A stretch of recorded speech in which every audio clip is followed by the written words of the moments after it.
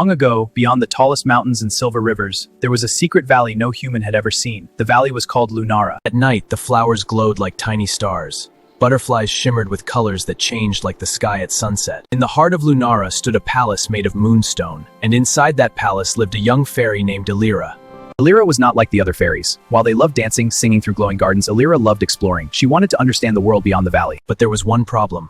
Elira had no magic. All fairies received their powers on their 16th moon birthday. Elira's birthday had already passed. Still, nothing happened. One evening, the fairy queen summoned Elira. Every fairy has a destiny. Yours is simply hidden. She gave Elira a small crystal pendant. When this crystal shines, your magic will awaken. Elira waited. Days passed. Weeks passed. The crystal stayed dark. Other fairies began whispering, "Maybe she isn't a real fairy." Elira pretended not to care. But at night, she cried alone under the glowing trees. One night, Elira noticed something strange. Her crystal flickered, just once, a tiny pulse of light. It pointed toward the mountains beyond Lunara. Toward the forbidden forest.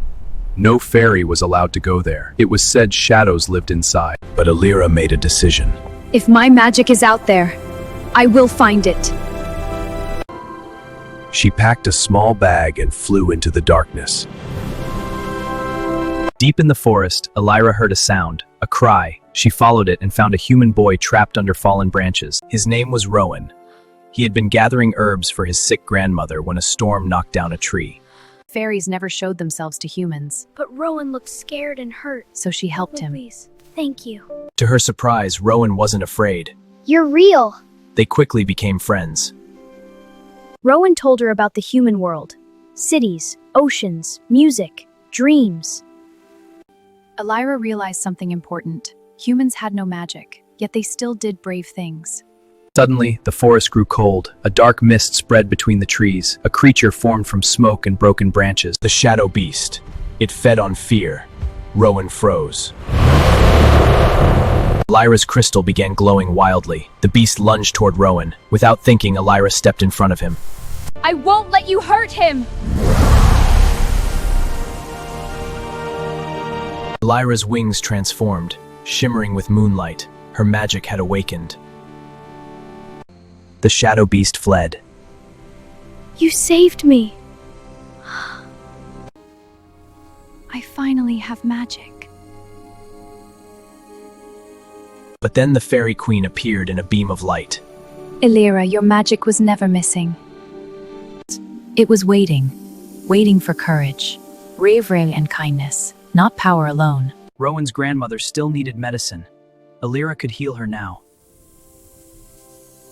But if she used her full magic in the human world, she might never return to Lunara. It was a choice, stay with her fairy family or help her human friend. Elira didn't hesitate. She flew with Rowan to his village. Rowan's grandmother lay weak in bed. Elira touched her forehead. Moonlight filled the room. Flowers bloomed across the wooden floor. The illness vanished.